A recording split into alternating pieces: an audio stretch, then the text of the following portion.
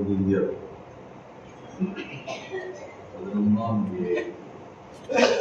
ചില വാർത്തകൾ 11 അധ്യായത്തിൽ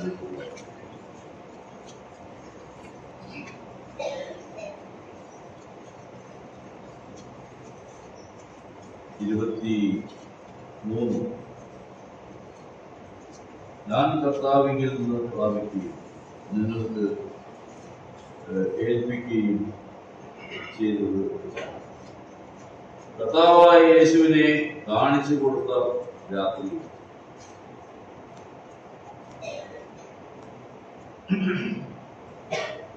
അവൻ അപ്പമെടുത്ത് സ്തോത്രം ചൊല്ലി നുറുക്കി, ഇത് നിങ്ങൾക്ക് വേണ്ടിയുള്ള എന്റെ ശരീരം, എന്റെ ഓർമ്മയ്ക്കായിട്ട് ഇത് ചെയ്യുവിൻ.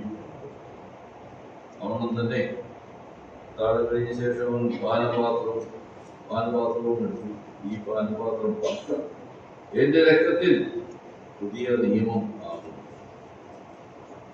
ഇത് കുടിക്കുമ്പോഴൊക്കെയും എന്റെ ഓർമ്മയ്ക്കായിട്ട് ചെയ്യും.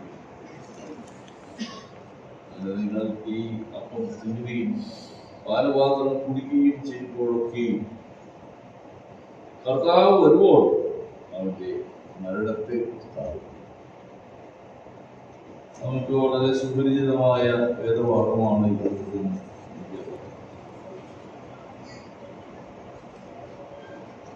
ഭോക്തനായ പൗലോസ് കർത്താവിൽ നിന്ന് പ്രാപിക്കുകയും എന്ന് പറഞ്ഞു കഴിഞ്ഞാൽ കർത്താവിൽ നിന്നും തനിക്ക് വെളിപ്പെട്ട് കിട്ടിയതായ അനേക കർമ്മങ്ങളിൽ ഒന്നാണ് പ്രത്യേകതയോടുള്ള ബന്ധത്തിലൂടെ അനേക കർമ്മങ്ങൾ കർത്താവിൽ നിന്ന് തനിക്ക് വെളിപ്പെട്ടിട്ടുണ്ട്. എന്നാൽ ഇത് പറയുന്നത് നമുക്ക് അറിയുന്നത് പോലെ രക്ഷിക്കപ്പെട്ട് സ്നാനപ്പെട്ടതായ വ്യക്തികളോടാണ്, അല്ലെങ്കിൽ മധ്യവയസ്സിൽ പങ്കുകൊള്ളുന്നവരോട് തന്നെയാണ് ഈ കാര്യങ്ങൾ നാം വായിച്ചതായ കേൾപ്പിക്കും. യേശുവിനെ കർത്താവെന്ന് വായുകൊണ്ട് ഏറ്റുപറയുകയും ദൈവം അവനെ മരിച്ചവരിൽ നിന്ന് ഉയർത്തെഴുന്നേൽപ്പിച്ചു എന്ന് ഹൃദയം കൊണ്ട് വിശ്വസിക്കുകയും ചെയ്തവരായ നാമാണ് ഈ കാര്യം. ഹൃദയം കൊണ്ട് നീതിക്കായി വിശ്വസിക്കുകയും വായ കൊണ്ട് രക്ഷയ്ക്കായിട്ട് ഏറ്റുപറയുകയും ചെയ്യുകയാണ് നാം ചെയ്യുന്നത്. രക്ഷിക്കപ്പെടുന്നതായോട് അങ്ങനെയുള്ളതായ വ്യക്തികളോടാണ് ഈ കാര്യങ്ങൾ പറഞ്ഞു മനസ്സിലാക്കുന്നത്. അതിന്റെ താഴേക്കുള്ളതായ വാക്യങ്ങൾ ഞാൻ വായിച്ചില്ല, നമുക്ക് ഏവർക്കും വ്യക്തമായിട്ട് അറിയാവുന്നതാണ്. കർത്താവ് വരുമ്പോൾ അവന്റെ മരണത്തെ പ്രസ്താവിക്കുന്നു എന്നാണ് ഈ കാര്യങ്ങൾ. നാം അവന്റെ മരണത്തെയാണ് പ്രസ്താവിക്കുന്നത്. എന്നാൽ രക്ഷിക്കപ്പെട്ടവരായ നാം അവന്റെ ഉയർപ്പിനെയും നാം അറിയുന്ന പോലെ യേശുവിനെ കർത്താവെന്ന് ഹൃദയം കൊണ്ട് വിശ്വസിക്കുകയും വായ കൊണ്ട് ഏറ്റുപറയുകയും ചെയ്യുന്നവരായ നമ്മെ സംബന്ധിച്ചിടത്തോളം അവന്റെ വരവരെയും ഹൃദയം കൊണ്ട് നീതിക്കായി വിശ്വസിക്കുകയും വായ കൊണ്ട് രക്ഷയ്ക്കായി ഏറ്റുപറയുകയും ചെയ്യും. നീതിമാന്മാരാക്കിയാണ് നമ്മെ വെച്ചിരിക്കുന്നത്. അവരെ അനുഷ്ഠിക്കേണ്ടതായ ഒരു വലിയ ആചാരമാണ്, കർമ്മമാണ് ഇത് ഇവിടെ അനുഷ്ഠിച്ചു. നാം കൂടി വരുമ്പോഴൊക്കെ അവന്റെ മരണത്തെ പ്രസ്താവിക്കുകയാണ് ചെയ്യുന്നത്, ഓർക്കുകയാണ് ചെയ്യുന്നത്, അനുഷ്ഠിക്കുകയാണ് ചെയ്യുന്നത്. നമുക്കറിയാം, പൂർവ്വകാലത്ത് ന്യായപ്രമാണ കാലത്ത് യാഗങ്ങൾ ഉണ്ടായിരുന്നു. 5 തരത്തിൽപ്പെട്ട യാഗങ്ങളെ കുറിച്ച് നമുക്കറിയാം. ഹോമയാഗം, ഭോജനയാഗം, സമാധാനയാഗം, പാപയാഗം, അകൃത്യയാഗങ്ങൾ.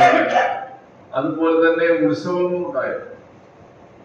7 ഉത്സവങ്ങളാണ്. ഓരോ ഉത്സവം ഇത് എല്ലാം തന്നെ കർത്താവായ യേശുക്രിസ്തുവിന്റെ യാഗമരണത്തെ ഓർപ്പിക്കുന്നതായ, അതിനെ സൂചിപ്പിക്കുന്നതായ കാര്യങ്ങളായിരുന്നു, അതിനെ മുന്നോടിയായിരുന്നു. പിന്നീട് ഇതൊന്നും തന്നെ ആവശ്യമില്ല.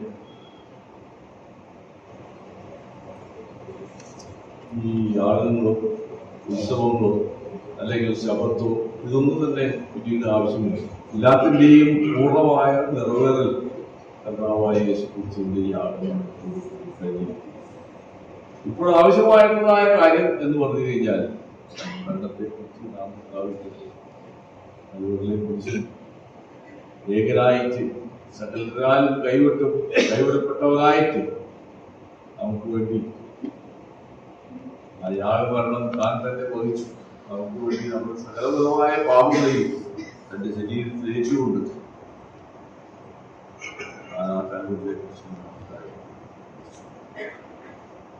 അതുപോലെ പെരുന്നാൾ എന്നൊക്കെ പറയുന്നത് അവന്റെ കർത്താവായ യേശുക്രിസ്തുവിന്റെ ഉയർത്തെഴുന്നേൽപ്പിനെയൊക്കെ സ്മരിപ്പിക്കുന്നതായ കാര്യങ്ങളാണ് എന്ന് നമുക്കറിയാം. ഉയർത്തെഴുന്നേൽപ്പ് കഴിഞ്ഞിരിക്കുക. താനിന്നും സ്വർഗത്തിൽ ഒരുപാട് വർക്കുവാകുന്ന നമുക്കായിട്ട് പക്ഷപാതം ചെയ്തുകൊണ്ട് ശ്രേഷ്ഠ മഹാപുരോഹിതനായിട്ട് വാഴും. നമ്മെ രാജകീയ പുരോഹിതന്മാരാക്കി ഇവിടെ വെച്ചിരിക്കുകയാണ്. പുരോഹിതവർഗം രാജകീയ പുരോഹിതവർഗമാക്കിയാണ് നമ്മൾ രാജാക്കന്മാരും പുരോഹിതന്മാരുമാക്കിയാണ് നമ്മെ വെച്ചിരിക്കുന്നത്. നിസ്സാരക്കാരല്ല. നമ്മളിവിടെ ഇരിക്കുന്നത് സാധാരണ മനുഷ്യരായിട്ടാണ് ഇതിന്റെ സന്നിധി. നമ്മുടേതായിട്ടുള്ള പദവി, ഔദ്യോഗികമായ നമ്മുടേതായിട്ടുള്ള സ്ഥാനവും വളരെ വിലപ്പെട്ടതും വിലയേറിയതുമാണ്. നമ്മെ രാജാക്കന്മാരും മാറ്റി വെച്ചിരിക്കുന്നതായ വളരെ സന്തോഷത്തോടും സമാധാനത്തോടും കൂടെ ഇന്നിവിടെ കടന്നു ആത്മാവിശ്വത്തിൽ തന്നെ നമ്മൾ താഴെ വായിക്കുന്ന ഭാവങ്ങൾ കൂടി ഞാൻ ചേർത്ത് വായിക്കുകയാണ്. അതുകൊണ്ട് യോഗ്യമായി പിടിക്കുകയോ ചെയ്യുന്നു.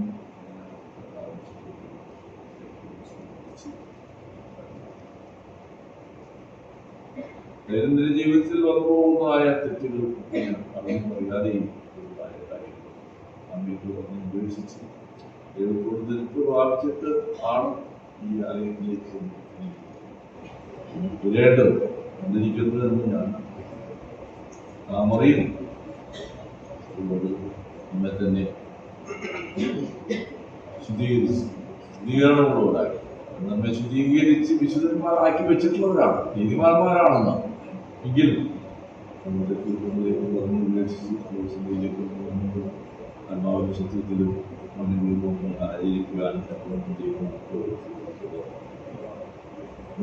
എല്ലാ നമ്മളെ ദൈവത്തെ സ്തുതിക്കാം, ആരാധിക്കാം.